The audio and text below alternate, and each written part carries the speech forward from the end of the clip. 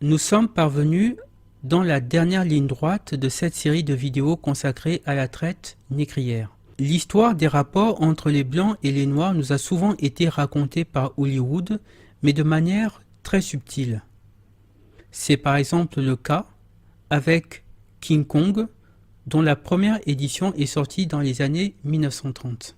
King Kong, en anglais, c'est le roi Kong, et Kong, c'est Congo.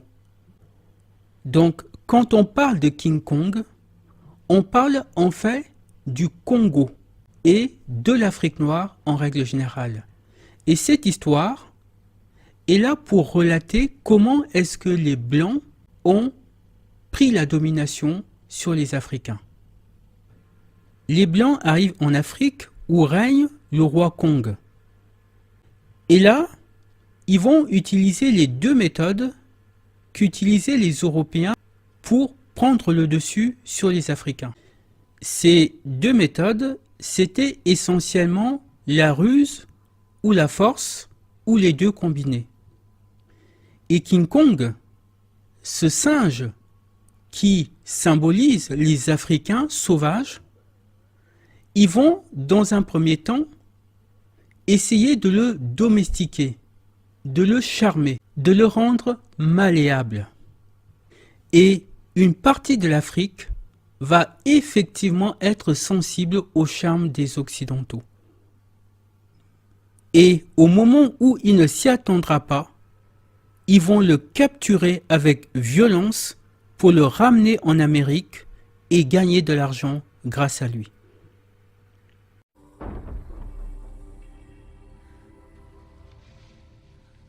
Et effectivement, grâce à ce sauvage venu d'Afrique, ils vont devenir très riches.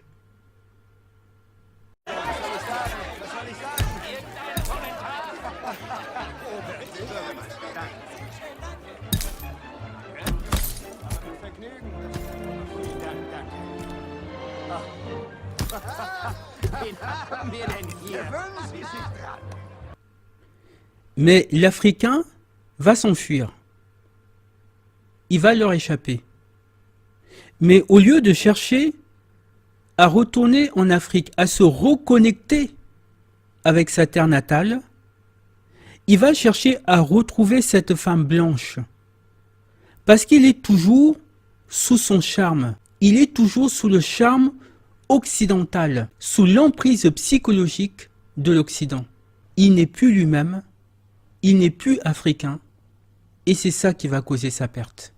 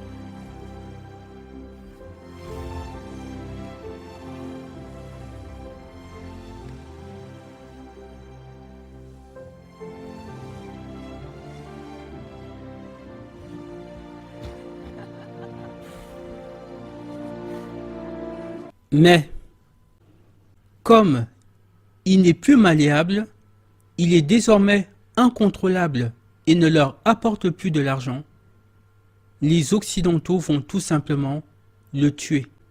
Et l'Africain, qu'on avait arraché de l'Afrique pour s'enrichir, est définitivement vaincu.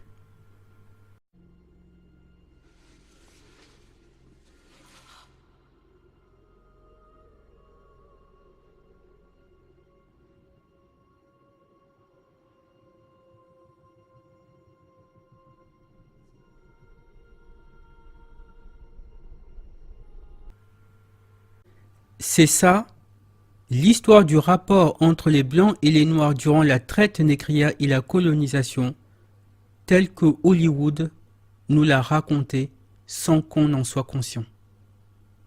Il y a d'un côté le crime des Occidentaux, et il y a d'un autre côté notre capacité à nous Africains et Afro-descendants à nous reconnecter avec les valeurs de l'Afrique ancestrale.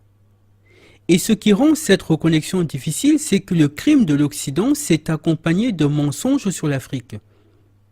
Nul ne peut vouloir se reconnecter avec les valeurs de peuplades barbares, ignares, qui n'ont joué aucun rôle dans l'histoire et qui doivent tout aux Occidentaux. Le drame, c'est que même quand le crime s'arrête, les mensonges qui ont servi de justification à ces crimes demeurent.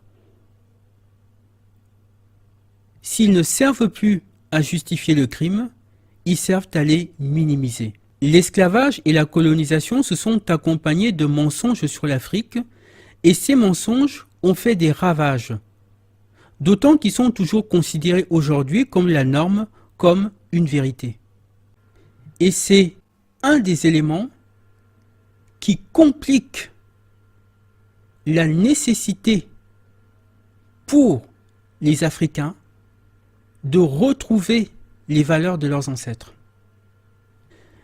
Je n'ai pas souvent l'occasion de regarder les lives de Jules Engan, mais c'est souvent très intéressant, différents points de vue s'expriment. Et dans un de ses récents lives, Jules Engan a expliqué ceci. Il y a quelqu'un qui a dit, les vrais êtres évolués, ce sont eux. Ce sont des gens qui protègent la nature. Ce sont des gens qui vivent en harmonie avec la nature. Tout ce qui va dans le cadre de la destruction, je posais cette question hier. Comment voulez-vous pousser? Non. Est-ce que vous avez déjà vu un arbre pousser avec les racines d'un autre arbre? Est-ce que vous avez déjà vu de vos yeux un arbre tenir avec les racines d'un autre arbre? Les racines, c'est quoi? Les racines, c'est ta culture. Les racines, c'est tout ce que ta culture te véhicule. Donc, si tu ne l'as pas, ta culture, et qu'on t'a greffé, on a greffé ton tronc sur d'autres racines, tu ne pousseras pas. D'aucuns disent que ce sont des bouturages, que ça marche quand même. Ouais. Mais ce n'est plus toi. Les arbres qui sont griffés ne sont plus les mêmes.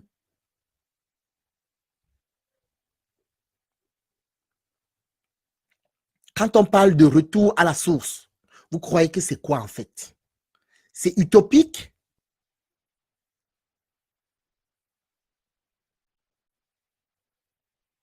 Mettez et gardez bien cette image dans votre esprit, que jamais quelqu'un ne pourra s'épanouir en se greffant sur les racines de d'un autre arbre. Ça dit que si moi j'ai ma culture et que je l'abandonne pour aller embrasser une autre, si ce n'est pas la même que la mienne, eh bien je ne peux pas m'épanouir. À ce que vient de dire Jules, je vais ajouter quelque chose. Le drame pour les Africains aujourd'hui, les Africains et les Afro-descendants, mais aussi les descendants des Aborigènes, des Amérindiens, des Kanaks, etc., c'est qu'ils ont dû se construire ou se reconstruire avec le modèle identitaire et culturel de ceux qui ont massacré leurs ancêtres. C'est comme si vous êtes un enfant adopté et vous réalisez que vos parents adoptifs ont tué vos véritables parents et vous ont ensuite élevé à leur manière. C'est ça qu'ont vécu les Afro-descendants. Ils se sont construits selon les règles, les principes de la civilisation qui a tué leurs ancêtres. Et une telle contradiction génère obligatoirement une détresse identitaire et psychologique à l'intérieur de ces personnes. Et c'est une détresse que l'on ressent chez beaucoup de jeunes. Par exemple, les jeunes qui vivent dans les cités. Ils n'ont pas de point de repère. Ils ne savent pas qui ils sont. Ils ne se sentent pas africains parce qu'ils sont nés en Europe ou en Amérique. Et en même temps, ils sentent que le modèle occidental n'a pas été conçu pour eux. Et cette dualité identitaire est une des causes des difficultés que rencontrent ces jeunes aujourd'hui. Cette détresse des jeunes afro, George Floyd s'en était ému avant sa mort. Our young generation is clearly lost, man. Clearly lost, man. Like, I don't even know what to say no more, man. Like, hey, man, come on home, man. One day it's gonna be you and God. You going up or you going down. You know what I'm saying? Maintenant, je vais clarifier quelque chose. Le modèle occidental ne correspond pas aux Africains, mais en réalité, il ne correspond à aucun être humain digne de ce nom. Car c'est un modèle qui, pour reprendre les termes de Diderot, est fondé sur des valeurs chimériques. Autrement dit, la civilisation occidentale n'a pas de valeur, c'est une chimère, c'est une illusion. Tout ce qu'elle fait, elle le fait pour dépouiller les peuples, et c'est pourquoi elle ment en permanence. Elle se fait passer pour vertueuse, alors qu'elle a imposé au monde un paradigme de prédation et d'exploitation. Comment ça s'est passé l'affaire Odin, la vraie histoire? Eh bien, on a tué Odin. Voilà. Comment?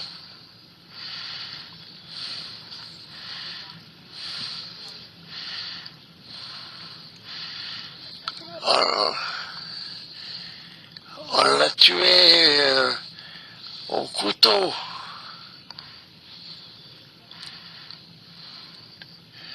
Pour faire croire que c'était les Arabes qui l'avaient tué. Voilà. Qui c'est qui a décidé de ça? C'est moi. Ça vous va? Ben, si c'est la vérité, oui. Ben écoutez, Il faut raconter la vérité. C'est pas que ça, il faut pas que ça m'aille. Moi, je veux la vérité, la vérité. Mais la vérité, c'est qu'on a tué, j'ai dit, il faut qu'on tue. Il faut qu'on tue, Odin. Je vous demande de réfléchir à ceci. Ça fait à peu près 30 000 ans que la Terre n'est peuplée que d'une seule espèce, l'espèce sapiens. Avant ces 30 000 ans, la planète était habitée par plusieurs espèces, des êtres qui, anatomiquement et biologiquement, étaient différents. Et cela pendant des millions et des millions d'années. Il y avait les sapiens, les néandertaliens, les dénisoviens, les Flores, les Luçons, etc. Pourtant, ces espèces différentes ne se sont jamais fait la guerre et ne se sont jamais entretuées. Certes, toutes les espèces ont finalement disparu sauf Sapiens, mais on sait que ces disparitions n'étaient pas consécutives à des massacres. Les premières suspicions de massacres apparaissent il y a à peu près 10 000 ans et les premiers charniers apparaissent il y a à peu près 7 000 ans, essentiellement sur le continent européen. Et on sait que certaines de ces espèces ont même cohabité ensemble pendant des dizaines de milliers d'années. Comment expliquez-vous cela? Pendant des millions d'années, la Terre est habitée par des espèces différentes et pourtant il y a globalement la paix entre eux. Il n'y a pas une espèce qui s'est dit « je vais aller faire la guerre et massacrer une autre espèce ». les choses ne se configuraient pas comme ça. Or, alors que maintenant, les êtres humains sont une seule et même espèce, une seule et même race, ils ne cessent pas de s'entretuer, et ce, depuis des dizaines de milliers d'années. Quelle est la différence entre les deux cas de figure? La différence, c'est que quand la Terre était habitée par des espèces différentes, il se trouve que ces espèces évoluaient principalement en Afrique. 99% de l'histoire évolutive de l'humanité s'est déroulée sur le continent africain. Et même si certaines de ces espèces ont évolué du côté de l'Eurasie, c'est le paradigme africain qui dominait le monde à ce moment-là. Nous sommes aujourd'hui dans les 1% de l'histoire où les êtres humains évoluent sur l'ensemble de la planète et plus uniquement sur le continent africain. Et ce moment de l'histoire que nous vivons, ces 1%, a été modelé non pas avec le paradigme africain, mais avec le paradigme occidental, qui est un paradigme de prédation et d'exploitation. Et c'est pour ça que l'Occident a tout fait pour écarter l'Afrique de l'histoire. Parce qu'il sait que le modèle originel de l'humanité, c'est le modèle africain. Je répète cette idée centrale. Durant les 99% de l'histoire qui se sont déroulées en Afrique, l'humanité, bien que constituée d'espèces distinctes, vivait globalement en paix. Et durant les 1%, lesquels sont dominés par l'Occident, ils n'ont jamais cessé de se haïr, de s'affronter et finalement de s'entretuer. Alors qu'ils sont une même espèce et une même race. Il faut donc comprendre que ces derniers 1% constituent une anomalie dans l'histoire globale de l'humanité. Une ère qui n'est pas régie par le paradigme africain est une anomalie. C'est pour ça que tout a été fait pour salir l'Afrique, pour donner de l'Afrique l'image la plus détestable. Quand les hommes et les femmes comprendront que la paix et la justice sur terre dépendent de la reconnexion avec les racines de l'humanité, à savoir l'Afrique, à ce moment-là, le grand réveil de l'humanité commencera. Mais tant qu'ils seront dans cette idée chimérique que les valeurs occidentales sont les meilleures, non seulement ils continueront à cautionner les violences qui ont été commises contre les peuples innocents, mais ils continueront eux-mêmes à être manipulés et à être tondus comme des moutons par leurs élites, car la civilisation occidentale ment et manipule en permanence. Pour étayer ce que je viens de dire, je vais prendre un exemple avec ce que nous vivons actuellement, le coronavirus, et après cela, nous montrerons que l'Afrique a joué un grand rôle dans l'histoire, contrairement à ce que les Européens ont prétendu durant l'esclavage et la colonisation.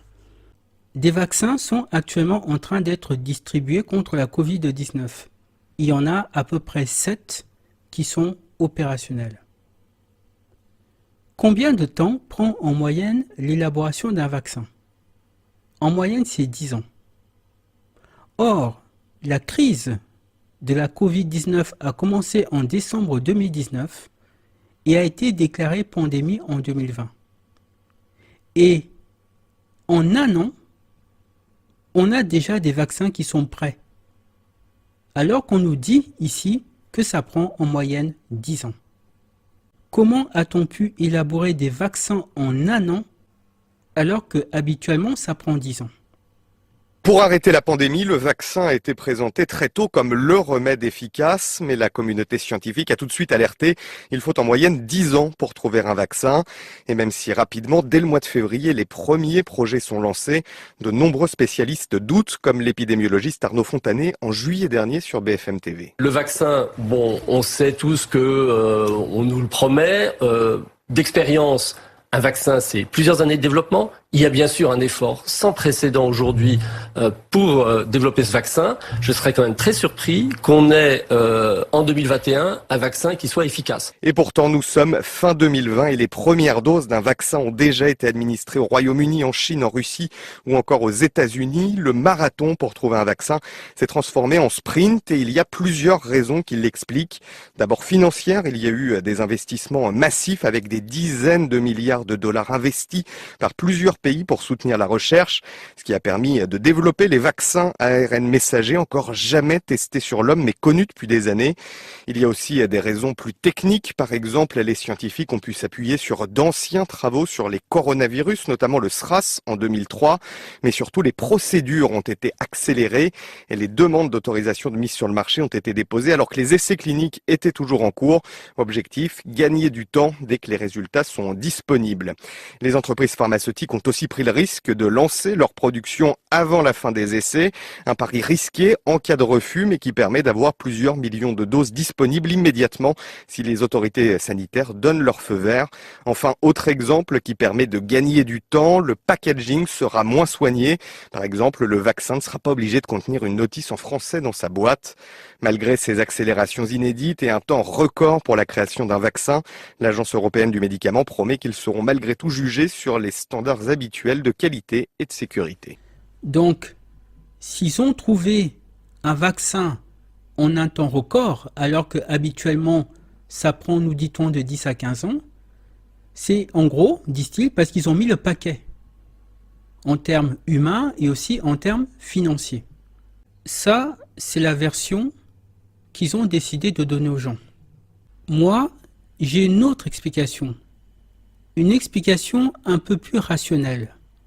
Je vais vous la présenter et vous déterminerez par vous-même laquelle des deux vous semble la plus crédible. Intéressons-nous à un de ces vaccins, le vaccin Moderna. C'est un des 3 principaux vaccins qui sont actuellement distribués. Alors, pourquoi Moderna en particulier? Parce que leur cas est emblématique. Ce sont eux qui ont été les plus rapides à produire un vaccin. Dès mars 2020, ils ont lancé les premiers tests cliniques du vaccin. Je rappelle qu'on nous dit ici que le virus a été identifié en janvier 2020. Et 2 mois après, eux lançaient déjà leurs premiers tests cliniques. Et quelques mois plus tard, au mois de novembre, ils ont annoncé que leur vaccin était efficace à 94,5%. Donc, on va s'intéresser à eux. Revenons un peu en arrière dans l'actualité. On a une entreprise américaine qui s'appelle Merck. J'avais déjà parlé de cette firme dans une de mes vidéos parce qu'elle vend de la mélanine. En 2013, cette entreprise a annoncé un plan de licenciement massif, des licenciements devant s'effectuer de 2013 à 2015. Cet article, par exemple, date du 1er octobre 2013 et il était annoncé Merck va supprimer 8500 emplois d'ici fin 2015. Retenez bien l'échéance de 2015.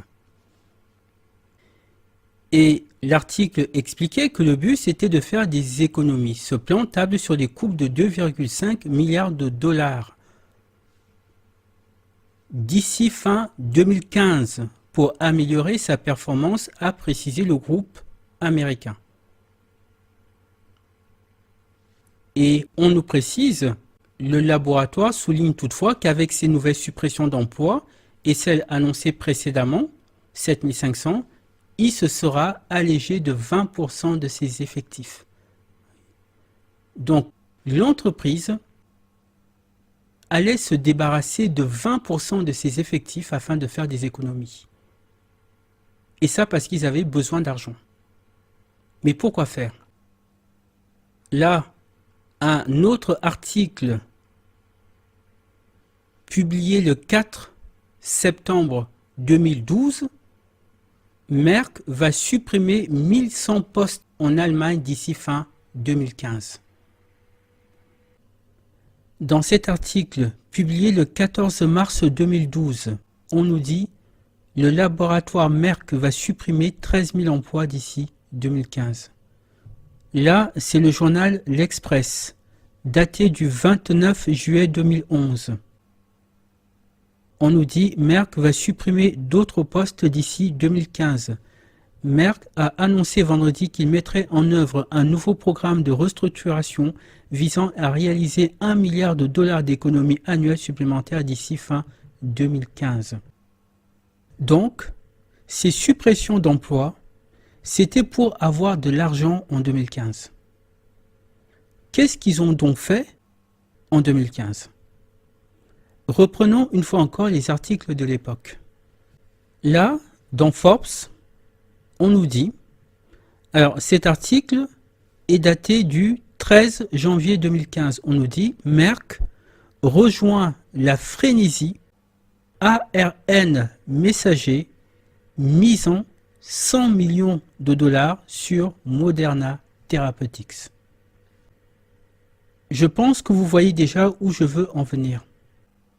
En 2015, ils ont investi sur l'entreprise Moderna, plus de 100 millions de dollars. Et ils ont investi sur la technologie ARN messager, c'est-à-dire la technologie qui est précisément utilisée aujourd'hui dans les vaccins contre la Covid-19. Donc ça, c'était l'investissement en 2015, 100 millions de dollars en cash et en bourse sur Moderna. Et 3 ans plus tard, ils ont ajouté 125 millions de dollars supplémentaires. Et effectivement, sur la technologie ARN messager. Donc, ils ont investi 225 millions de dollars sur Moderna, de 2015 à 2018. Si on veut résumer, on a une entreprise américaine qui, à partir de 2011, annonce des suppressions d'emplois massifs équivalent à 20% de leurs employés de 2011 à 2015 pour faire des économies. Et à partir de 2015, ils investissent 225 millions de dollars dans l'entreprise qui produit aujourd'hui les vaccins contre la Covid-19. Et regardez ce que dit ici cet article de Fierce Pharma. Cet article a été publié en 2020 et notez cette phrase. L'investissement précoce de Merck dans l'entreprise, donc l'entreprise Moderna, ressemble à de la prémonition. Pression, quelqu'un de prescient, c'est quelqu'un qui connaît l'avenir. Mais quelqu'un de rationnel va se poser la question suivante. Est-ce qu'ils ont eu une prémonition ou est-ce qu'ils ont eu une information? Parce qu'on a là un cas de figure très atypique.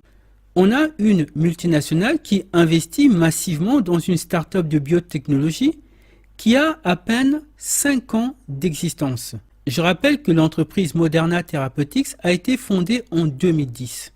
Et en plus, en 2015, Moderna n'avait encore produit aucune réalisation.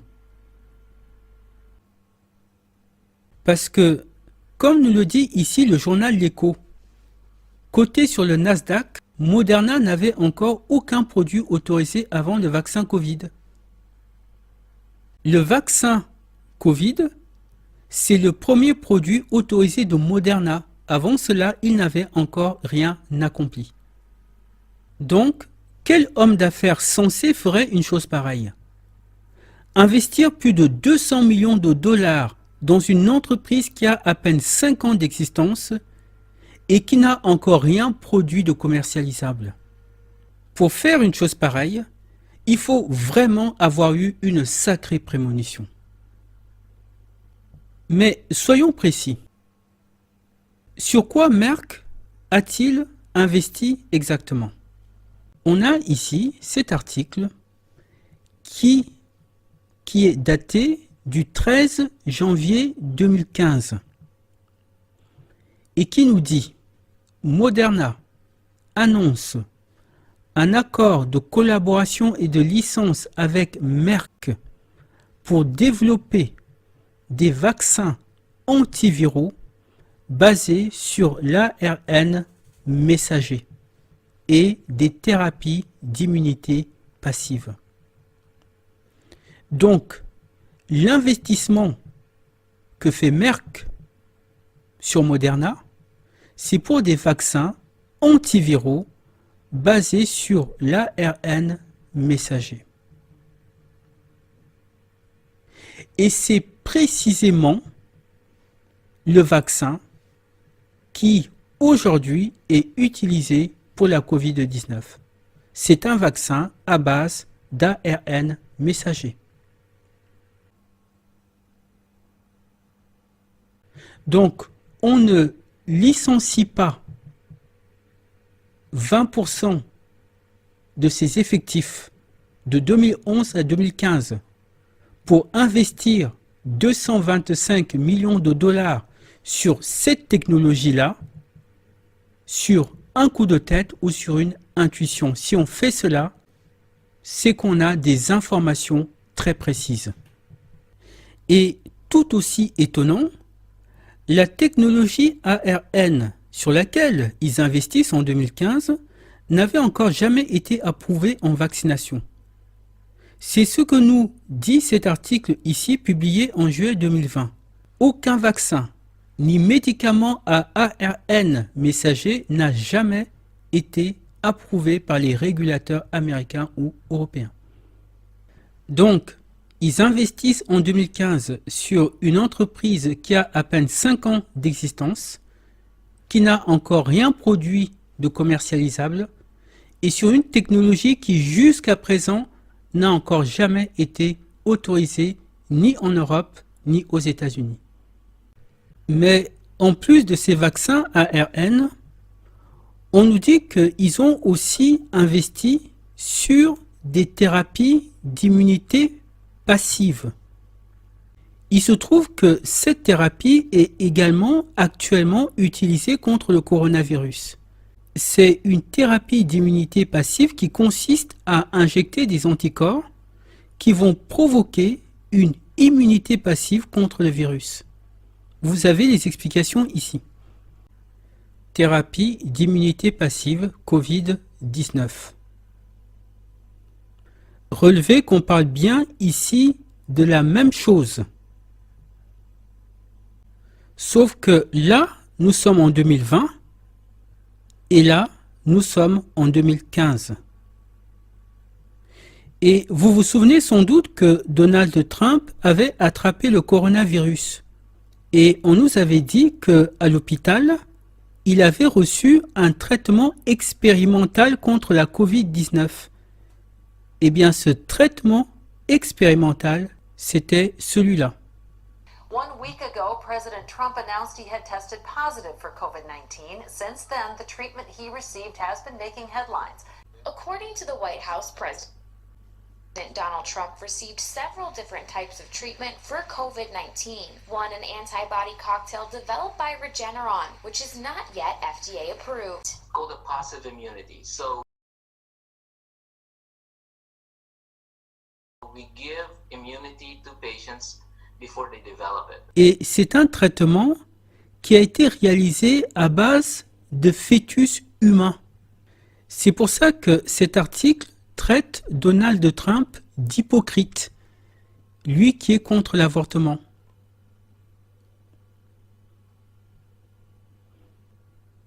Et c'est doublement un hypocrite parce que lui qui haranguait ses adeptes en leur disant que le coronavirus n'était rien, il s'est discrètement fait vacciner au mois de janvier. Donc, il a précisément reçu les 2 traitements mentionnés ici, la thérapie d'immunité passive et le vaccin antiviral ARN messager. Et cette thérapie d'immunité passive est maintenant autorisée en Europe. Les anticorps monoclonaux, ce traitement anti-Covid sur lequel mise le gouvernement. De quoi s'agit-il ? Lorsque l'on est infecté par le virus, on développe environ 5000 types d'anticorps produits par nos lymphocytes essentiellement. l'idée de ce traitement est d'aller chercher les anticorps neutralisants les plus performants, de les produire en laboratoire. Ce sont donc bien des anticorps artificiels et de stimuler par une injection une immunité dite passive. Covid-19, le traitement administré à Donald Trump va être utilisé en Allemagne. Un traitement qui fonctionne comme une vaccination passive. Sauf que cette thérapie d'immunité passive ainsi que le vaccin, c'est précisément ce sur quoi ils ont investi en 2015. Et il n'y a pas que Merck. Là, c'est l'Institut Pasteur. 2 février 2015. Et qu'est-ce qu'on nous dit ici? On nous dit qu'en 2015, l'Institut Pasteur également s'est associé à Moderna pour développer précisément ces deux thérapies, les vaccins ARN et les thérapies d'immunité passive pour les maladies infectieuses. Et on est bien ici en 2015. Donc, apparemment, chez Pasteur aussi, ils ont eu une prémonition. Et exactement la même prémonition. Parce que eux aussi se sont associés avec Moderna, eux aussi l'ont fait en 2015, et eux aussi l'ont fait sur les deux mêmes technologies. Donc, quelle est la version qui vous semble la plus crédible? Ils ont trouvé un vaccin en un an parce qu'ils ont carburé, parce qu'ils ont mis le paquet, ou alors parce qu'ils travaillaient déjà dessus depuis des années, parce qu'ils savaient à l'avance ce qui allait se passer. Mais poursuivons. Un an plus tard, le 12 janvier 2016, on a cet article qui nous dit que Bill Gates finance le traitement ARN pour l'infection du VIH. Mais quand on consulte l'article, on a une information intéressante. Hier, Moderna et Valera ont révélé un accord de licence avec la société pharmaceutique Merck pour un vaccin dont le nom de code est ARN 1566, destiné à lutter contre une cible de maladies virales non divulguées. Moderna avait déjà un accord de partenariat avec Merck que ce nouvel accord complète. Donc, en 2016, ils ont annoncé qu'ils étaient en train de travailler sur un programme de vaccin pour une maladie virale non divulguée, non révélée. Ils n'ont pas révélé quelle était cette maladie sur laquelle ils travaillaient. Là, c'est Wikipédia qui nous dit le même mois, nous sommes, il parle ici de 2016, le même mois, Moderna annonce aussi un nouvel accord avec Merck pour autoriser un programme de vaccination mRNA 1566 pour un virus non divulgué. Donc, ils ont annoncé en 2016 qu'ils préparaient un vaccin pour un virus, mais ils n'ont pas révélé quel était ce virus. Et là maintenant, il serait très intéressant qu'ils nous disent, qu'ils nous donnent le nom de ce virus sur lequel ils ont annoncé qu'ils travaillaient en 2016. Parce que nous faire croire qu'ils ont élaboré un vaccin contre la Covid-19 en un an, de 2020 à 2021, ça c'est juste pas crédible. Parce que l'élaboration d'un vaccin prend des années et des années. Or là, en 2016, ils ont révélé qu'ils préparaient un vaccin contre un virus. Et évidemment, ils n'ont pas dit de quel virus il s'agissait. Comme il est évident qu'ils ne nous donneront jamais d'informations, on va essayer de trouver par nous-mêmes. On nous dit ici qu'il s'agit d'un programme de vaccination pour un virus gardé secret.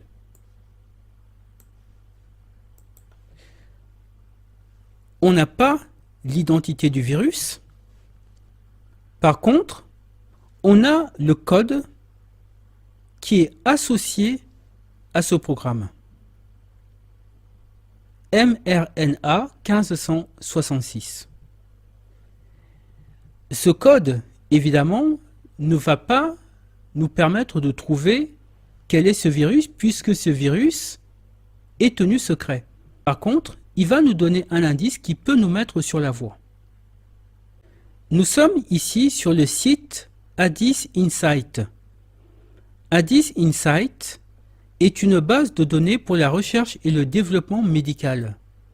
Il est tenu et mis à jour par une équipe de chercheurs. Normalement, quand on entre un code, il nous donne les informations associées à ce code stockées sur la base de données. On va tester la fiabilité de ce site. Nous avons là le pipeline de développement publié par Moderna en 2017. Sur la gauche, on a les noms de code et les maladies qui sont associées. Par exemple, mRNA 1440, on nous dit que ça se rapporte à l'influenza, c'est-à-dire la grippe. Eh bien, on va taper ce code sur la base de données et on va voir si l'information qui apparaît correspond à ce qui est dit ici. Donc, mRNA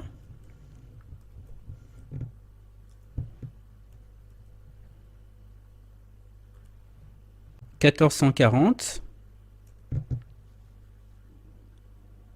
Donc là, on nous dit ici l'influenza. Donc, c'est bien la même information.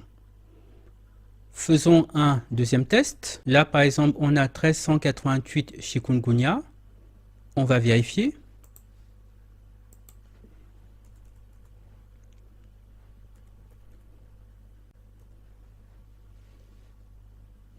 Voilà, donc 1388 vaccin virus chikungunya, Moderna Therapeutics.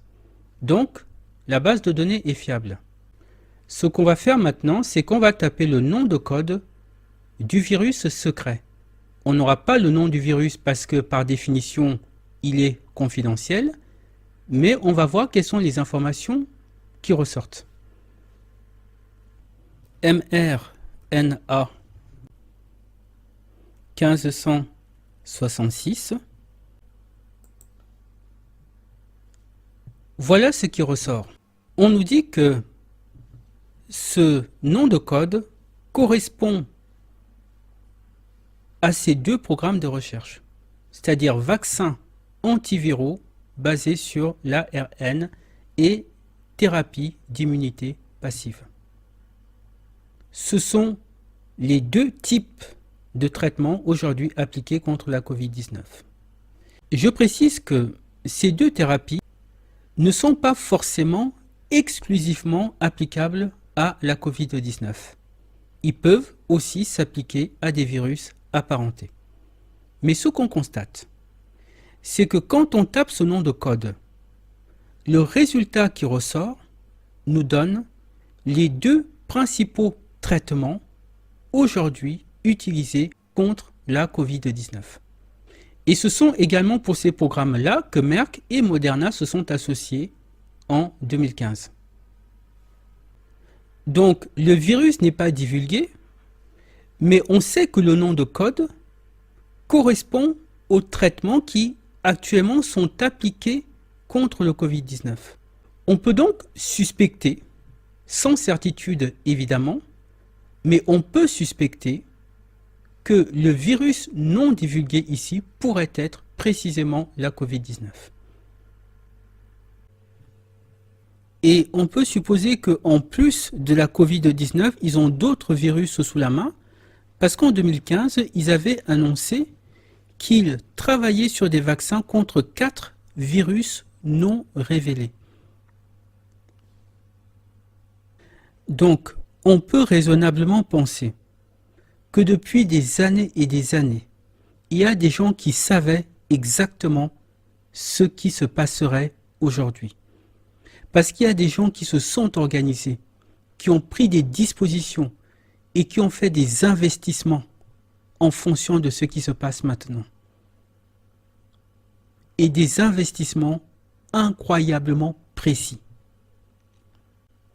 Et grâce à cet investissement, l'entreprise Merck a remporté le jackpot, puisqu'ils n'ont pas seulement investi en cash, ils ont aussi investi en bourse.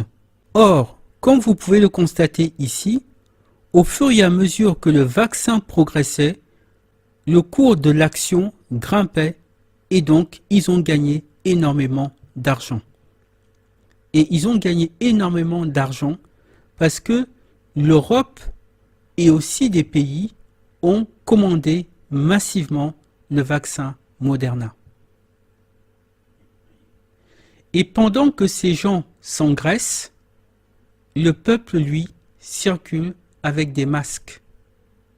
Des commerçants mettent la clé sous la porte parce que, à cause des restrictions sanitaires, les clients ne sont plus au rendez-vous.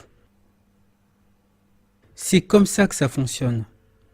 Rien de ce qui se passe n'est le fait du hasard. Tout est planifié et les êtres humains sont considérés comme des pions que l'on peut manipuler et balader dans tous les sens. C'est ça, la réalité du monde dans lequel nous vivons. Un monde où les hommes et les femmes sont considérés comme des objets. Un monde où on ment aux gens, où on les manipule, où on les exploite, à tel point que vous avez d'un côté des gens qui vivent dans la plus grande misère, comme cette mère et sa fille contraints de vivre dans une voiture. Parmi eux, nous rencontrons Danielle, 46 ans, et sa fille, qui, elle, n'a pas souhaité nous parler parce qu'elle a honte de la situation. Pendant que sa fille occupe le siège avant, Danielle, elle, se repose sur une planche et un matelas à l'arrière. Ce n'est pas trop dur de vivre comme ça? Si, spécialement à mon âge. Combien je gagne par mois? 2 000 $. Et non, ce n'est pas suffisant pour louer une chambre. Une couette, une petite table des vêtements. Danielle a vite fait de transformer son intérieur. Employée de bureau à mi-temps, elle fait partie de ces salariés pauvres qui, malgré tout, gagnent trop pour percevoir des aides. Et de l'autre, vous avez des gens, une minorité, qui ont tellement d'argent qu'ils ne savent même plus quoi en faire. C'est formidable d'avoir de l'argent, c'est formidable de pouvoir faire des choses quand on a de l'argent, c'est vrai. Mais il ne faut pas en avoir trop parce que finalement c'est plus drôle du tout. Si tout est possible, je ne vois même pas. Il est absolument révoltant de voir une mère et sa fille contraints de vivre dans une voiture alors que d'autres vivent dans le luxe sans avoir même eu besoin de travailler. Et c'est ainsi parce que le système dans lequel nous vivons fonctionne comme ça. Quand on est un citoyen quelconque, on peut encore, dans une certaine mesure, être soi-même. Mais si on veut être quelqu'un d'important, monter dans les hautes sphères de la société, là, on va constater que pour réussir, on doit mettre la morale de côté, ne pas avoir d'état d'âme. Parce que plus on monte en haut de la pyramide, et plus on réalise que le monde n'est pas régi par des principes moraux. Pour atteindre ces objectifs, tous les moyens sont bons et il ne faut pas avoir peur de piétiner les autres pour ses propres intérêts. C'est vrai au niveau individuel. Est-ce que tu peux exercer un métier artistique aujourd'hui au XXIe siècle? Non, bien sûr, en disant non au métier du grand capital, aux grandes entreprises et sans faire ta pute, c'est pas possible. Ou alors, je sais pas, tu fais de l'art underground, mais évidemment, on est tous des putes, quoi. Évidemment, aujourd'hui. Enfin, moi, je le revendique, quoi. Et c'est vrai sur le plan national. C'est vous qui faites une étude sur les ressources minières du Gabon pour l'ambassade, c'est ça? Ouais, c'est ça. Cobalt, uranium, manganèse. Et le site a été découvert par le commissariat à l'énergie atomique et il est exploité par une société franco-gabonaise. Mais à qui appartient l'uranium? À la France, naturellement. Et le Gabon n'est pas propriétaire de son uranium? On y va. Vous travaillez ici également? Non. Revenons maintenant à notre thème, l'Afrique. Il est important de rappeler que ces siècles d'esclavage et de colonisation se sont accompagnés d'une stratégie de suppression de l'Afrique de l'histoire de l'humanité. Parce que le rôle civilisationnel que l'Afrique a eu dans l'histoire de l'humanité n'était pas compatible avec l'image d'une Afrique sauvage et arriérée que l'on voulait mettre en avant afin de justifier l'esclavage et la colonisation. Donc tout a été fait pour mettre l'Afrique plus bas que terre, pour que les gens n'aient de l'Afrique une image misérabiliste, et on a tout fait pour effacer le rôle qu'elle a joué dans l'histoire. Mais des vérités commencent à apparaître, pas parce que les Occidentaux veulent réhabiliter l'Afrique, mais parce que quand des preuves émergent, il arrive un moment où on ne peut plus les ignorer. C'est comme dans une garde à vue, si un suspect sait que la police n'a rien contre lui, il va nier. Mais si les enquêteurs le mettent face à des preuves, à un moment donné, il va passer aux aveux. Et c'est ce qui commence à se produire avec l'Afrique, et nous allons maintenant voir quelques points. On sait maintenant que les cartes du monde sont erronées, et comme par hasard, l'erreur portait surtout sur la taille de l'Afrique. Si je vous demande à quoi ressemble la Terre, vous pensez à ça ou à ça. Mais en réalité, une seule de ces représentations est juste. Ce planisphère, celui qu'on vous a enseigné à l'école et que vous voyez par défaut sur Google Maps, ne respecte pas la taille réelle des pays. C'est la projection de Mercator. Quand on le regarde, on dirait que l'Afrique et le Groenland font à peu près la même taille, alors qu'en réalité, le continent africain est 14 fois plus grand. En réalité, on pourrait faire entrer les États-Unis, la Grande-Bretagne, la France, l'Espagne, l'Italie, l'Allemagne, toute l'Europe de l'Est, l'Inde, la Chine et le Japon dans le continent africain. Oui. Cette vue fausse la taille des nations et des continents. Alors cette projection serait fausse? Oh là oui, fausse. Vous voyez le Groenland? Je vois. Et vous voyez l'Afrique? Je vois. Ces deux masses de terre semblent à peu près de la même taille. Oui. Eh bien, que diriez-vous si je vous disais qu'en réalité, l'Afrique est 14 fois plus grande? Ah oui. Et l'histoire de la cartographie, c'est une histoire encore, en Europe en tout cas, qui est européocentrée. Nous avons choisi les cartes qui nous arrangeaient. Si vous allez en Australie... La projection de Peters qu'on voit là, elle arrange qui? Celle qu'on voit actuellement elle est plus exacte au niveau des superficies, c'est-à-dire qu'elle rend exactement les superficies. L'Afrique, c'est presque le quart des terres émergées. On oublie ça, le quart des terres émergées. Là, on le voit, sur cette carte-là, on ne le voit pas sur l'autre. Donc pendant très longtemps, on a eu une vision qui était une vision qui ne nous posait pas de problème, parce que de toute façon, l'histoire du monde, elle s'est passée surtout au nord. Ce qui est fascinant, c'est l'Afrique. L'Afrique, c'est grand l'Afrique, hein, tellement grand. Et maintenant, avec cette croissance qui est en train d'arriver en Afrique, on va en entendre parler. Le Ghana plus 16%. Et c'est 2 milliards. Sylvie Bruni. L'Eldorado. Juste à la fin. L'Eldorado. Non mais il faut regarder le sous-sol. Il faut regarder le sous-sol. L'Afrique, c'est 2 milliards, ça va être 2 milliards d'habitants en 2005. C'est le sous-sol, c'est la géologie. Il y en a 1 milliard. Oui. Ça veut dire que ça va être multiplié par 2. C'est grand et c'est riche. Comme le Brésil. Tout. Sabri Ouattara, dernier mot. Parlons de la civilisation. Les Européens ont prétendu avoir colonisé l'Afrique pour lui apporter la civilisation. On a maintenant la preuve que l'Afrique noire était déjà civilisée il y a 100 000 ans et même au-delà. Voici un article du New York Times publié le 13 octobre 2011. On a découvert dans une grotte en Afrique du Sud un atelier de fabrication de peinture. Il y a 100 000 ans, quand on parlait des hommes à cette époque, on parlait d'Homo sapiens. Or, l'article parle d'artisans. Je vous fais la traduction. Les gens de cette grotte d'Afrique du Sud apprenaient déjà à trouver, combiner et stocker des substances, des compétences qui reflétaient la technologie avancée et des pratiques sociales, ainsi que la créativité de personnes conscientes d'elles-mêmes. Les fabricants de peinture semblaient également avoir acquis plus tôt qu'on ne le pensait des connaissances élémentaires en chimie et une certaine compréhension de la planification à long terme.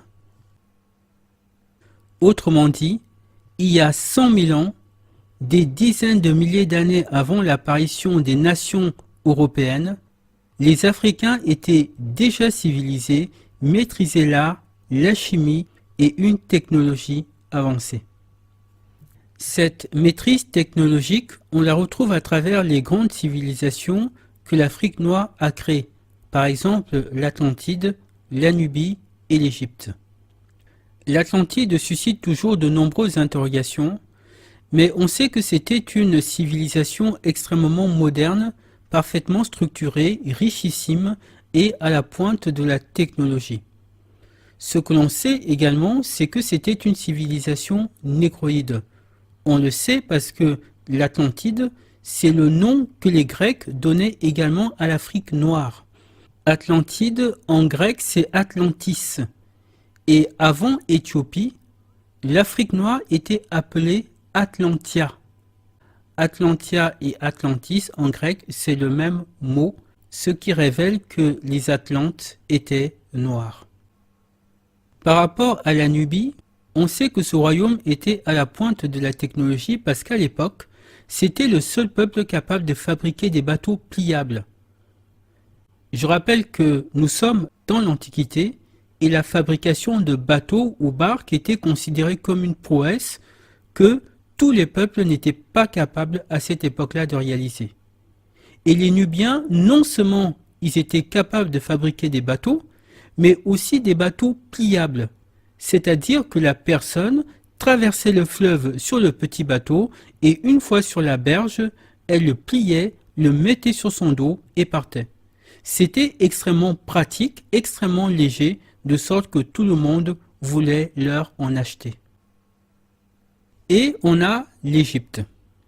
Les égyptologues occidentaux s'évertuent à dire que l'Égypte n'était pas africaine ou que cette question ne présente pas d'intérêt et qu'il est inutile d'en parler. Mais là encore, les choses commencent à changer. Des chercheurs occidentaux commencent à reconnaître ouvertement que l'Égypte était bien africaine. Le photographe néerlandais Bas Uterwijk a réalisé une expérience dont les résultats viennent d'être publiés. Il a utilisé l'intelligence artificielle pour essayer de déterminer l'apparence de Akhenaton et de Néfertiti. Le programme en question, c'est le logiciel GAN, une forme d'intelligence artificielle qui permet d'analyser des portraits depuis divers supports, peintures, sculptures, gravures, et de transférer les données vers une interprétation photographique actuelle. Et voici le résultat qui est apparu. Là, c'est Amenhotep IV, c'est-à-dire Akhenaton, et là, c'est la reine Néfertiti. Donc, selon ce programme d'intelligence artificielle, Akhenaton était clairement noir et Néfertiti avait la peau un peu plus claire. Bas Uterwijk ne prétend pas être un scientifique, mais il dit que quand on observe les représentations égyptiennes d'Akhenaton et de Néfertiti qu'il a filtrées avec ce programme d'intelligence artificielle, on constate que les deux ont soit l'apparence de Nubiens, soit l'apparence d'Africains de l'Afrique subsaharienne. Dans les deux cas de figure, ce sont des Africains. Le professeur Christopher Herret de l'Université de Californie déclare que les éléments rassemblés au cours de ces 30 dernières années apportent la preuve que l'Égypte antique était africaine. My beginning comment here, ancient Egypt was in Africa. We can't really doubt that, can we? It's in the continent. But more important, ancient Egypt was of Africa. And that, of course, is not the way the past 2 centuries of Western scholarship have generally presented its history. It's long past time, I would say, for all of us to discard a whole set of old notions about Egypt, notions rooted in really the self-serving racialist presumptions of 19th century Europeans.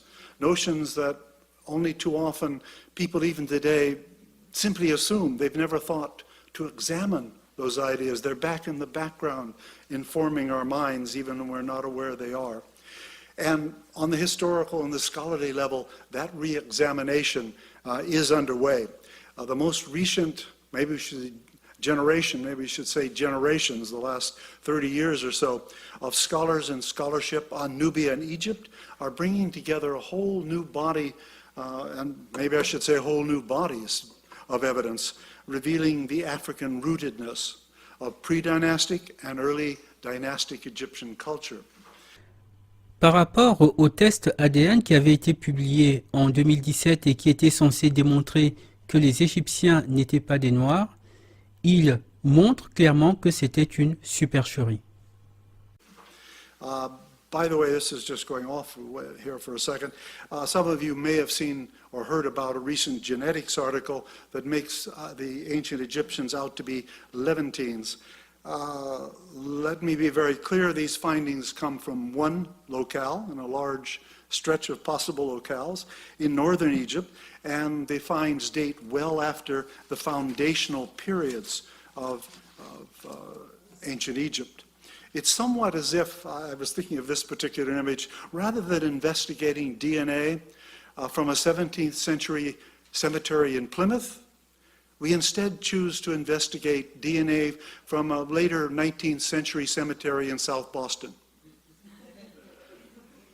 And then we conclude, having done that the United States was founded by people of Irish descent, and that Americans were predominantly, are predominantly Irish. Comme ces tests ADN ont été faits dans une seule localité, qui s'avère être un pôle migratoire, il prend l'exemple de South Boston, parce que aux États-Unis, c'est un lieu où il y a une forte communauté irlandaise. Et il dit que si un jour des gens vont faire des tests ADN là-bas, eh bien, ils vont tirer la conclusion que les États-Unis ont été fondés par des Irlandais. Dans la vidéo que j'avais faite sur ces tests ADN, moi je prenais l'exemple de Marseille. Si dans 2000 ou dans 3000 ans, des gens vont faire des tests ADN à Marseille, eh bien, ils vont conclure que ce sont des Maghrébins qui ont fondé la civilisation française. Donc, lui également relève que ces tests ADN sont une supercherie parce qu'ils ont été faits dans une zone où il y avait une forte concentration d'immigrés européens et asiatiques. Il dit maintenant que la langue égyptienne, même si on peut la classer dans la famille des langues afro-sémitiques, à l'origine c'était une langue exclusivement africaine, originaire de la région des Grands Lacs, et que l'apport sémitique est très tardif. Here we had, let's look first at where the Omatic branch is located on the map. Then here's where the Cushitic family, at its widest expansion, it's not as widely expanded anymore, but around 1000 BCE, but it's all around the Horn of Africa. Okay, so that's our two things. The first two branches took place in and around the Horn of Africa. Ça se passe en 2019.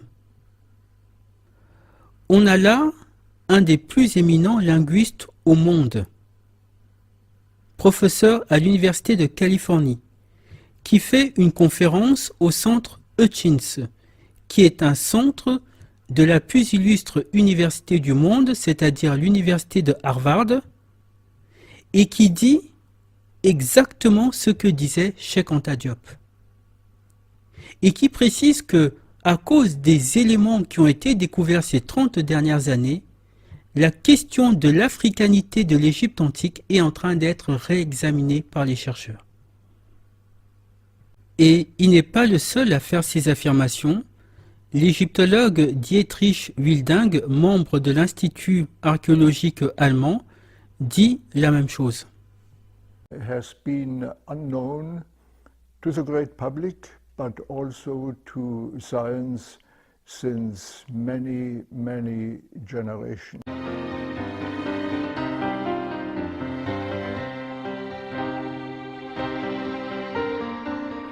And then different institutions all over Germany. Right now, we have 10 German expeditions working in the Sudan, and the results of these excavations and the connected studies have brought, I would say, a revolution of our knowledge.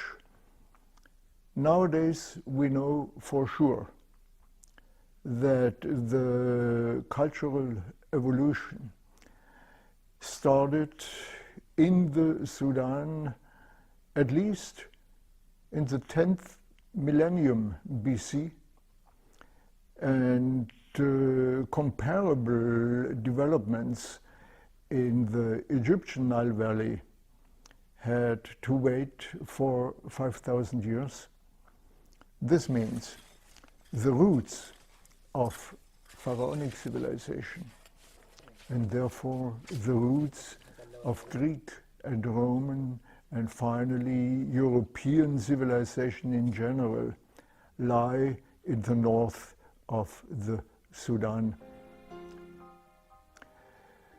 When Egypt woke up, so to say, at around 4,500 BC, the Sudan had already a long cultural tradition.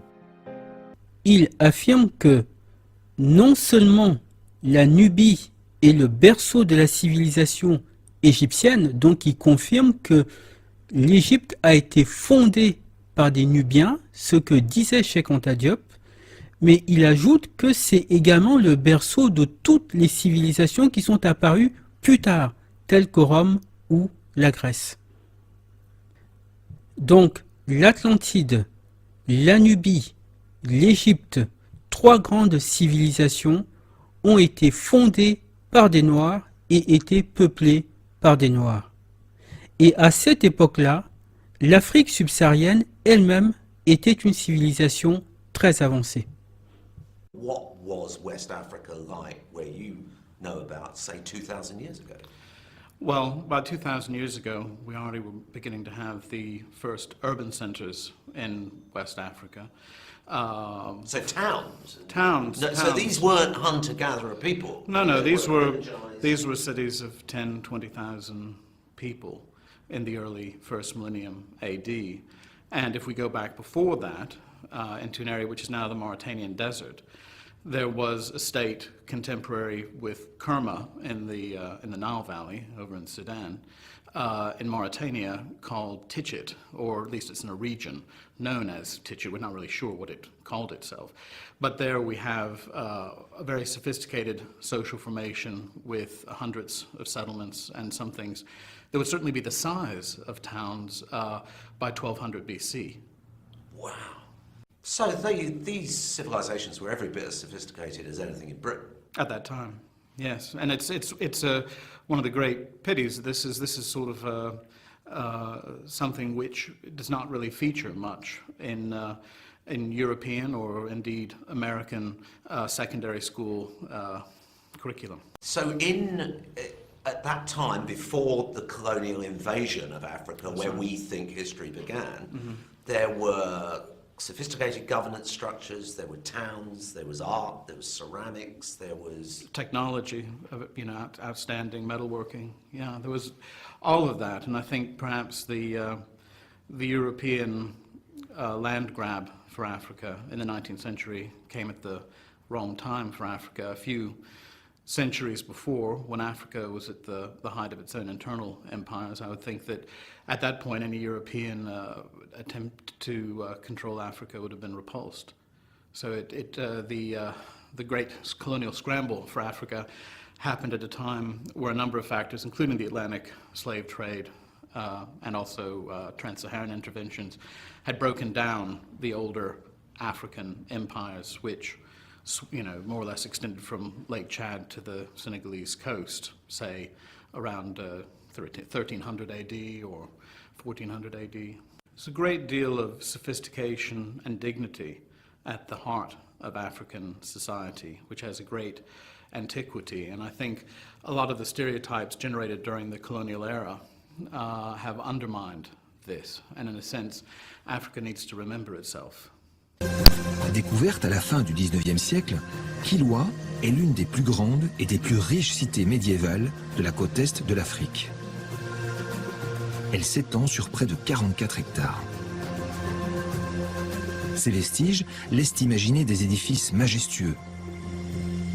Ils sont aujourd'hui classés au patrimoine mondial de l'UNESCO.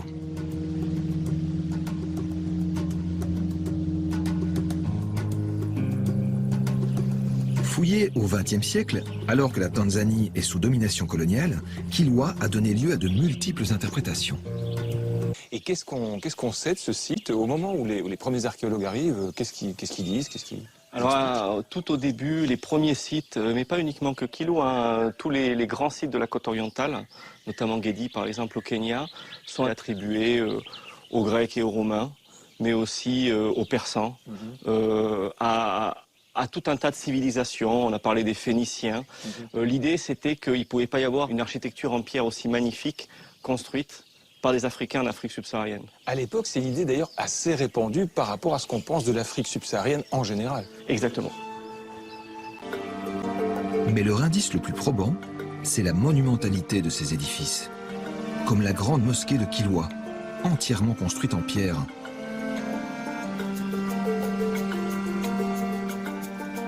Selon eux, une architecture aussi complexe ne peut être l'œuvre des Africains. Ce qu'il y a de passionnant, c'est de regarder ce corail.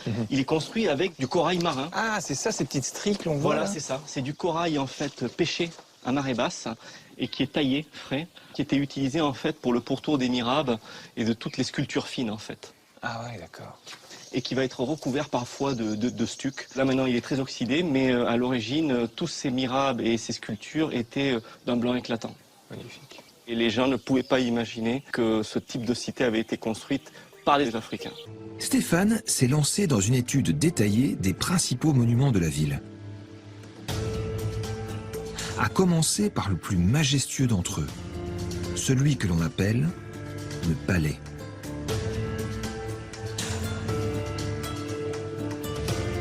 Là, on est au milieu du Husuni Kubwa, en Kiswahili, le grand château. Tu avais en fait le palais avec des cours, avec des pièces qui étaient réservées aux administratifs, mais aussi des lieux de relaxation, donc ce grand bassin. Grâce à un patient travail de relevé, Stéphane et son équipe ont pu restituer ce palais. C'est le monument le plus spectaculaire de toutes les villes de la côte. Pour les scientifiques, pas de doute. Il s'agit d'un lieu de pouvoir qui va leur en apprendre davantage sur l'origine des fondateurs de Kilwa. Ils découvrent qu'au nord, face à l'océan, le palais était constitué d'une partie résidentielle, avec de nombreuses pièces distribuées autour de cours intérieures. Comble du raffinement, ce luxueux bassin octogonal et son incroyable vue sur la baie qui permettait de profiter des vents de la mer pour se rafraîchir. Dans la partie sud, la plus grande du palais, les archéologues mettent au jour une immense place entourée de cellules. Stéphane comprend que ce nouvel élément va être décisif pour son enquête. À faire une sorte de plaque tournante du commerce international. C'est ça, exactement. Les gens venaient chercher en Afrique, venaient chercher à Kilwa tous ces produits en haute valeur ajoutée. On a vraiment l'impression de quelque chose de très très luxueux. Hein. Oui, donc en fait là on est vraiment au cœur d'une de ces maisons de patriciens de Waungwana avec une cour centrale et puis tout autour en fait tu as de l'habitat domestique pour la famille mais aussi des zones de stockage. Je te cache pas que je suis surpris de trouver ici une cité, des cités aussi élaborées et aussi complexes. Oui, alors ça c'est vraiment une énorme spécificité de la culture swahili, c'est que tu te retrouves en Afrique subsaharienne avec ces magnifiques cités construites en pierre de corail, très très denses avec des petites ruelles, énormément de maisons en pierre, mais aussi des fortifications, des palais. Et ça c'est vraiment quelque chose que on n'a pas idée en fait pour l'Afrique subsaharienne, mais qui reflète la diversité des cultures swahili. Grâce aux données de fouilles, les chercheurs ont pu restituer cette ville typiquement swahili. Entourée d'une enceinte, elle se structure autour de places, de grands bâtiments en calcaire de corail et de maisons en torchis. Plusieurs mosquées viennent compléter ce tableau urbain. Au XVe siècle, cette nouvelle civilisation swahili est à son apogée. Des centaines de villes comme Kilwa ou Sangomnara prospèrent sur cette côte. Mais l'âge d'or de ces riches cités de pierre ne va pas durer. Et la mémoire swahili va peu à peu se perdre dans les méandres d'une histoire violente et tourmentée.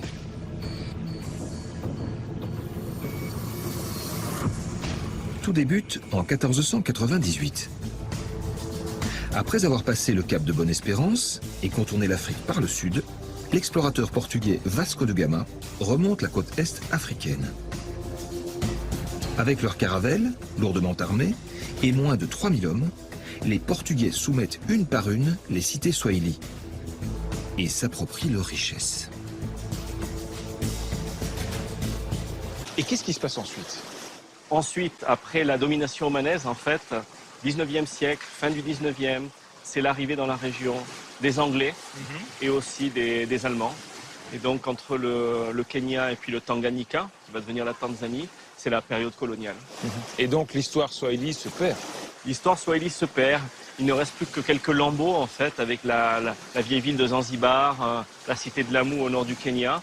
Très très peu d'endroits, en fait, qui ont gardé cette mémoire, en fait, de la civilisation swahili. Un exemple de plus de l'intérêt du travail des archéologues? Oui, complètement, puisque cette civilisation swahili, qui avait complètement été oubliée depuis le 19e siècle et puis la période coloniale, nous, ce qui nous intéresse, c'est essayer de retracer, en fait, cette histoire des cités de la côte. Il y a plus de 450 sites archéologiques majeurs entre le Kenya et la Tanzanie. Et l'histoire de Kilwa, évidemment, c'est une des plus prestigieuses de ces histoires. Mais il y a des tas de sites qui dorment dans les mangroves et dans les jungles kenyanes et tanzaniennes et qui attendent d'être redécouvertes. Donc, comme vous pouvez le constater, l'archéologie est en train de parler et de réhabiliter l'Afrique. Mais on peut se poser une question. S'il y avait en Afrique noire, il y a 2000 ans, de grandes agglomérations, comment se fait-il qu'au 19e et 20e siècle, on retrouve là-bas des gens vivant dans des huttes et des cases? Tout simplement parce que les invasions arabes et européennes qui ont duré 13 siècles ont progressivement démantelé les grands empires africains. Ces envahisseurs étrangers ont tout naturellement ramené l'Afrique noire à l'âge de pierre. Ces grands empires, ces technologies ont été enfouies sous le sable et on a ensuite raconté aux gens que l'Afrique n'avait pas d'histoire et que ses habitants étaient des sauvages. Mais on sait maintenant que l'Afrique a été le point de départ de toutes les civilisations et de toutes les avancées technologiques. Et ça, les Européens le savaient, parce que ces informations étaient connues au Moyen-Âge. Pourquoi sont-ils allés en Afrique et ailleurs, soi-disant pour apporter la civilisation? Parce qu'il fallait que eux aussi deviennent des produits. Ils le reconnaissent eux-mêmes. Xavier Ménard-Goldberry, conseiller de Louis XVI, dans son livre Fragments d'un voyage en Afrique, page 335. Les peuples sauvages ne sont pas consommateurs, mais les peuples civilisés le deviennent au contraire de plus en plus. Ce serait donc un objet bien louable de la dépense publique que l'entreprise de la civilisation de l'Afrique d'y créer de nouveaux objets d'échange, de nouveaux consommateurs des produits de notre industrie, de nos fabriques. Et l'incertitude, la lenteur des succès ne devront jamais décourager le gouvernement parce qu'il faut voir les grandes nations comme éternelles. Voilà l'objectif de cette prétendue civilisation. Les peuples sauvages ne sont pas consommateurs. Et donc il faut faire d'eux de nouveaux consommateurs des produits de notre industrie. Il faut que les Africains, comme les autres, deviennent des consommateurs, des gens qui achètent, parce que l'objectif était de faire de tous les habitants de cette planète des produits. Qu'en est-il des explorations? Sur ce point-là également, l'Afrique a été à l'avant-garde.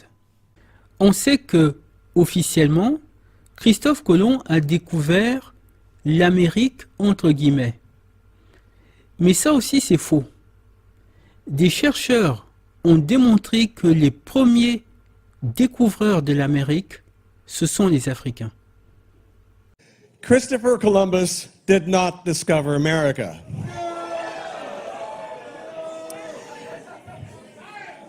Exactly. I mean, never mind the question of like how you can discover a place where the inhabitants are watching you arrive from the shore. They weren't wearing pants. Is that what somebody said? I like that. So anyway, there were actually many other mariners before Columbus that discovered America as well. Decades earlier, even eons earlier, there were so many people that were coming across these islands and this continent. But it's only been in the last century that evidence has surfaced and continually grown to indicate that many of these pre-Columbian explorers might have come from Africa. He knew that other clues must exist. For example, he pointed out that Columbus himself was aware that African mariners had preceded him. In his diary of his second voyage, Columbus tells of how the natives of Hispaniola actually had given him gold-tipped metal spearheads that they said were brought by black-skinned people who had come in large boats from the south and southeast. Donc, les Noirs sont les premiers étrangers à avoir posé le pied sur le sol américain, mais il y a une différence nette entre les Africains et les Européens. Quand les Africains arrivent en Amérique, le rapport avec les Amérindiens va être amical. Les deux peuples vont échanger des produits et il y a même des Africains qui vont rester vivre en Amérique. Mais quand les Européens vont à leur tour arriver en Amérique quelques siècles plus tard, comment ça va se passer? Eh bien, eux, ils vont tuer tout le monde. Ils vont coloniser les Amérindiens, les soumettre au travail forcé et finalement les génocider. C'est ça la différence entre les peuples civilisés et les peuples barbares. Quand des peuples civilisés se rencontrent, il y a entre eux du respect, de la courtoisie, de l'échange. On découvre la culture l'un de l'autre, les produits des continents respectifs et on fait des échanges. C'est ce qui s'est passé quand les Africains ont rencontré les Amérindiens. Et c'est comme ça que ça aurait dû toujours se passer entre les peuples. Mais quand un peuple barbare arrive dans un pays qui n'est pas le sien, qu'est-ce qu'il fait? Eh bien, il massacre tout le monde parce que c'est le propre des peuples barbares. C'est ça la différence. En termes d'art également, les Africains se sont illustrés. Au moment même où les Européens prétendaient qu'ils étaient des sauvages, c'est-à-dire pendant la traite négrière et la colonisation, ils leur volaient leurs œuvres d'art, des réalisations qui attestaient qu'ils étaient des êtres raffinés et talentueux. Ces œuvres d'art, les Européens refusent de les rendre aux Africains parce qu'elles rapportent à leur musée une fortune tous les ans. In the last years of the 19th century, thousands of people came to London to see an intriguing new exhibit.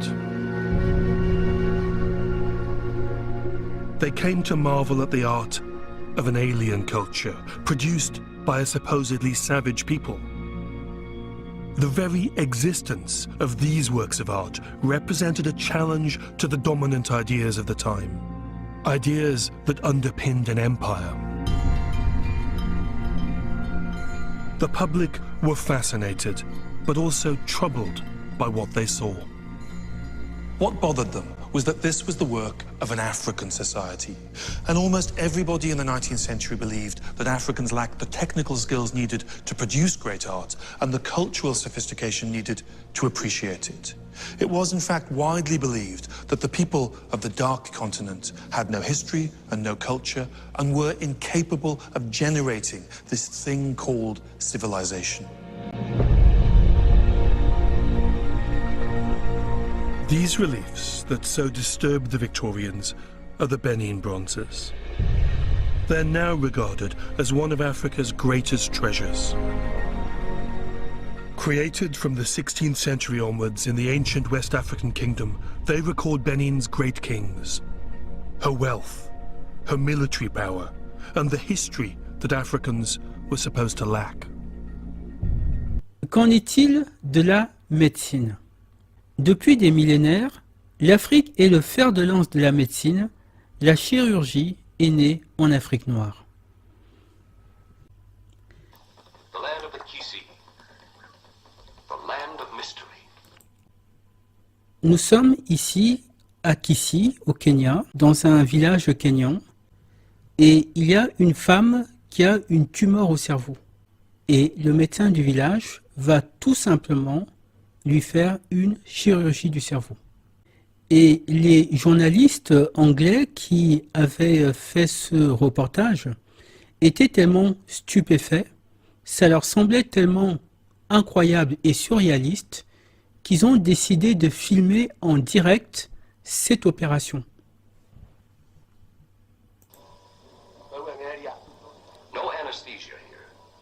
No hypnosis. Donc il dit, Only the psychosomatic belief and faith. donc le journaliste dit que ça se fait sans anesthésie et sans hypnose. The chief surgeon, his personal assistant, a resident neurosurgeon, the interning physician attached to his staff. Operating facilities, the low minimal requirements. Blood of the proper type and factor, 500 units. Opening time, approximately 3 hours, depending, of course, on lack of complication. Ce que vous voyez là est absolument unique au monde. Aucun chirurgien au monde, ni dans aucune capitale européenne ou occidentale, n'est capable de faire ce qu'ils sont en train de faire ici. Sans anesthésie ni locale ni générale, sans matériel médical, sans personnel médical spécialisé, ils ouvrent le crâne pour extraire la tumeur.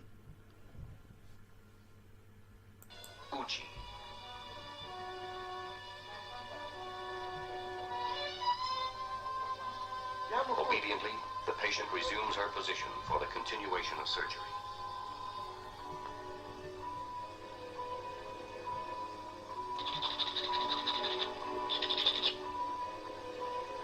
Skull surgery. Trepanation in the outback. No oxygen, no surgical lights, no scrub nurses, no anesthesiologists, no neurosurgeons, not even sanitary, sterile conditions. And yet, the chances of survival? 96%. Better than in a London hospital. Say the old Africans. Europe, America, New Africa. They all know much, but understand little.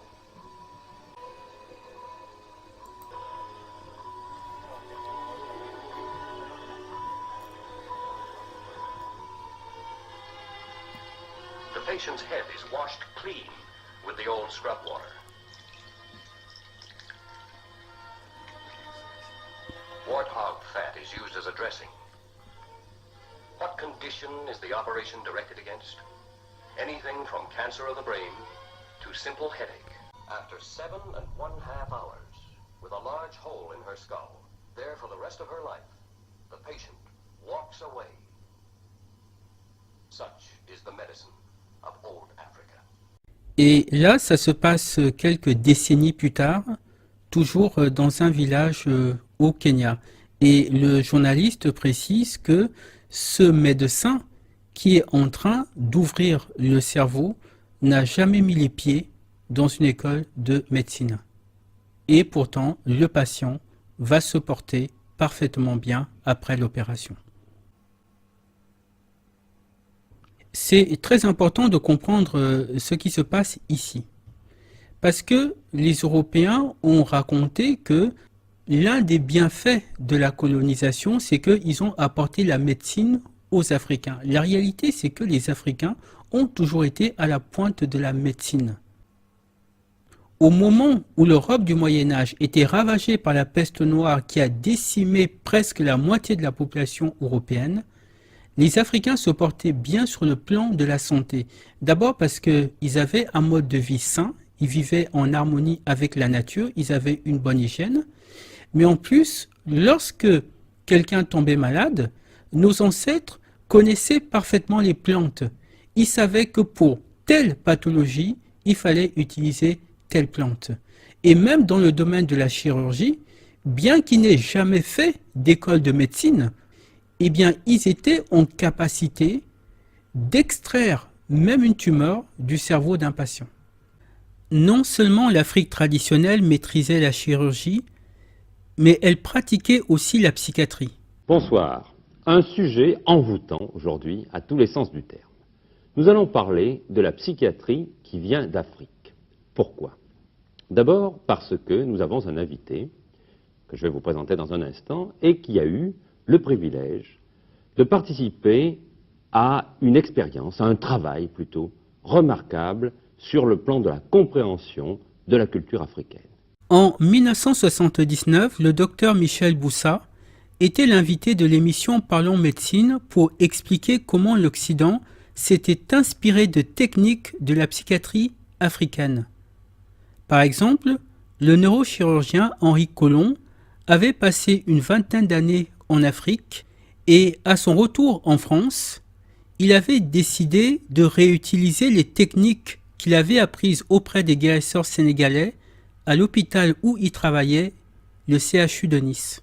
Mais une expérience qui n'était pas limitée au territoire africain et qui peut se réimplanter en France et apporter des solutions à un grand nombre des problèmes que nous affrontons quotidiennement.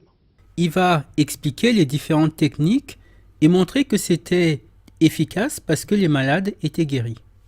Est-ce que ça marche? C'est-à-dire, est-ce que c'est pratique, psychiatrique? Est-ce que ça marche? Non, ça a une efficacité certaine. Les chiffres que je vous donnais tout à l'heure montrent que malgré tout, il y a quand même un énorme potentiel thérapeutique au niveau des guérisseurs. Il y a énormément de guérisseurs dans toute l'Afrique et ce sont ces gens-là qui font la thérapeutique et pas seulement de la maladie mentale, bien sûr. Et il dit par la suite que beaucoup de techniques de psychiatrie actuellement utilisées en Occident ont en réalité été importées d'Afrique. Finalement, est-ce qu'il y a des retombées en Europe, en Amérique, de ces pratiques africaines? Je crois que vous disiez que sur la côte ouest des États-Unis, on fait des choses qui ressemblent beaucoup à ça. Expliquez-nous.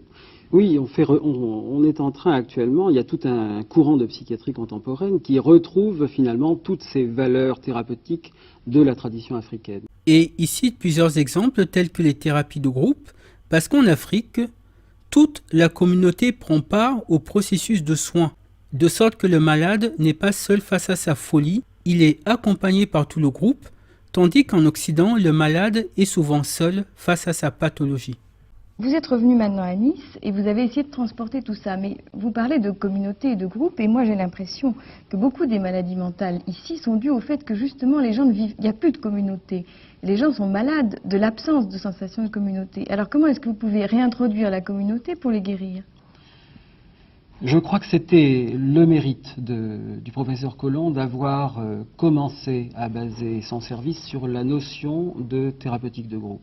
Il conclut en montrant qu'en Europe, les malades sont souvent bourrés d'antidépresseurs, alors qu'en Afrique, un véritable travail de fond était fait avec le guérisseur et avec la communauté pour le rétablissement du malade.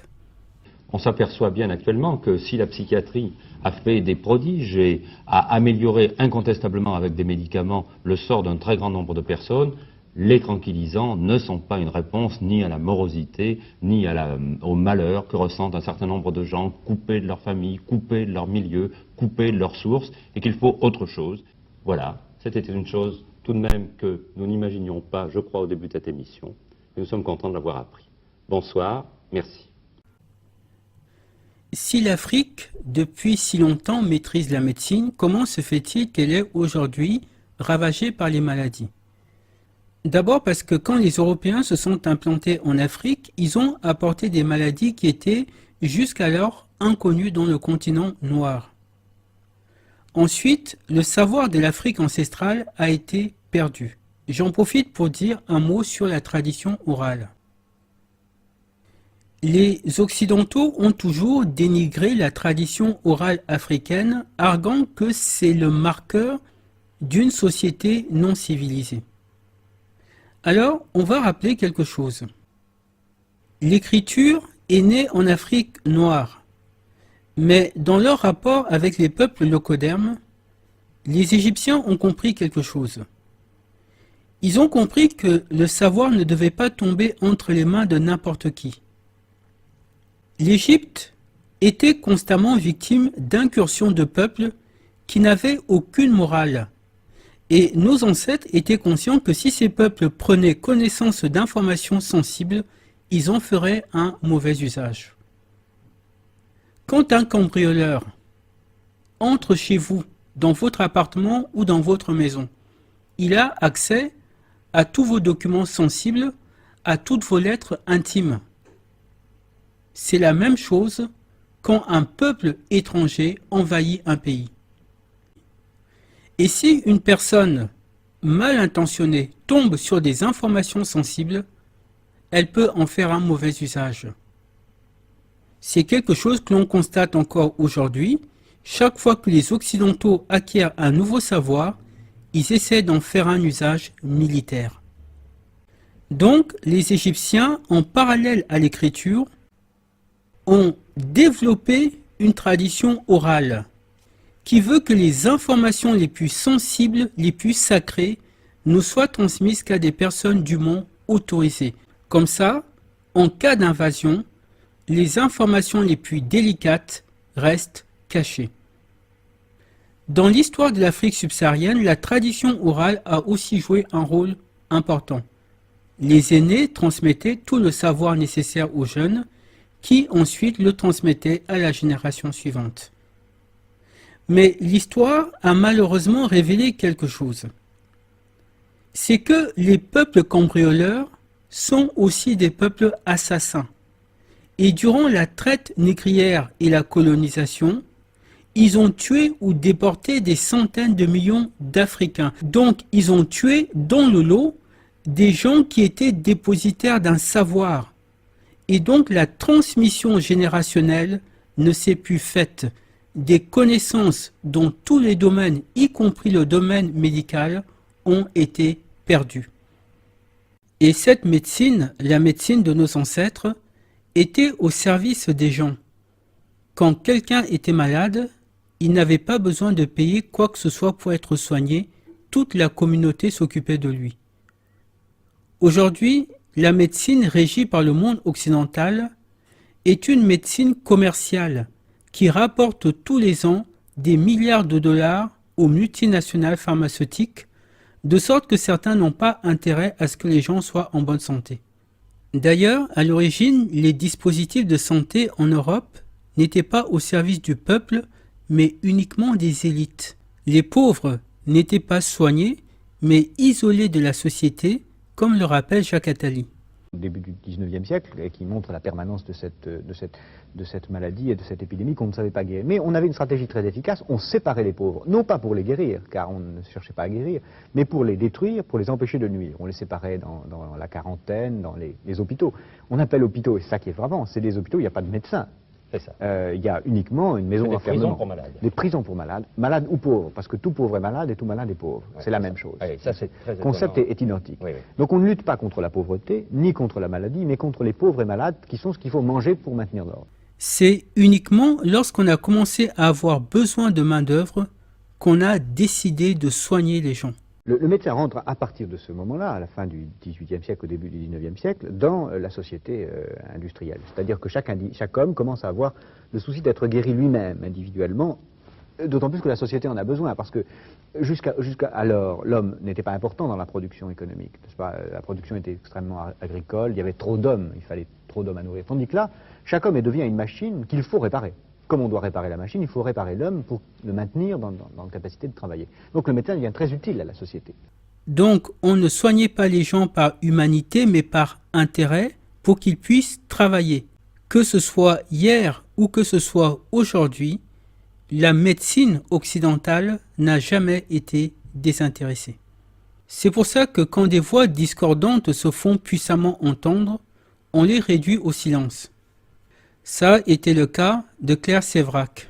C'est qu'en fait, plus on avance dans ce genre d'enquête, plus on se rend compte que le monde dans lequel on vit n'a rien à voir avec le monde dans lequel on croit vivre, que c'est une collusion qui est entretenue, une espèce d'illusion entretenue par les gens qui nous gouvernent, mais que l'éducation en fait est faite pour cacher le savoir, que le système de santé est fait pour créer des maladies, que les infos sont faites pour nous cacher la réalité, que les marchés financiers sont faits pour voler les richesses, que l'intégration c'est fait pour créer la désunion, et en fait rien n'est fait pour que l'humanité aille mieux, et tout converge vers une espèce de contrôle des populations par une poignée de gens extrêmement puissants. Plus récemment, c'est Brandy Vaughan, une employée de Merck, qui a décidé de démissionner et de révéler la nocivité d'un médicament qui a été retrouvée morte. Puisque vous étiez une cadre de haut niveau chez Merck, comme vous l'expliquez justement dans votre témoignage, l'un des plus puissants groupes pharmaceutiques de la planète, et vous l'avez quitté après avoir compris que le Vioxx, médicament que vous aviez participé à commercialiser vous-même avec votre équipe, avait finalement causé la mort de plusieurs centaines de milliers de patients à travers le monde. Encore plus grave, vous avancez que Merck connaissait parfaitement la dangerosité du Vioxx et que la compagnie a sciemment masqué ses données. Suite à ces révélations sur ce médicament et le combat qu'elle va mener par la suite contre les laboratoires pharmaceutiques, elle a reçu des menaces de mort, ses comptes bancaires ont été bloqués, sa maison cambriolée, son ordinateur piraté, et c'est pour ça qu'elle avait publié un post sur Twitter pour dire que s'il lui arrivait quelque chose, elle ne s'est pas suicidée parce qu'elle n'est pas suicidaire. Et le 8 décembre 2020, elle a été retrouvée morte par son fils, à l'âge de 47 ans. Donc, on tue des femmes qui réclament une médecine authentique et honnête, comme on tuait sous l'Inquisition des femmes prétendument sorcières parce qu'elles soignaient avec les plantes. Environ 100 000 femmes ont été brûlées en Europe, soi-disant pour sorcellerie, mais évidemment, les barbares, c'étaient les Africains. Brandy Vaughan affirmait que ce n'était pas de la santé publique, mais du profit. Et c'est pour ça qu'en Afrique, quand un chercheur trouve un traitement efficace contre une maladie, il court le risque de se faire tuer. Les médias ne parlent pas d'eux, alors nous allons en mentionner quelques-uns, des hommes de talent qui œuvraient pour la santé et qu'on a finalement fait taire.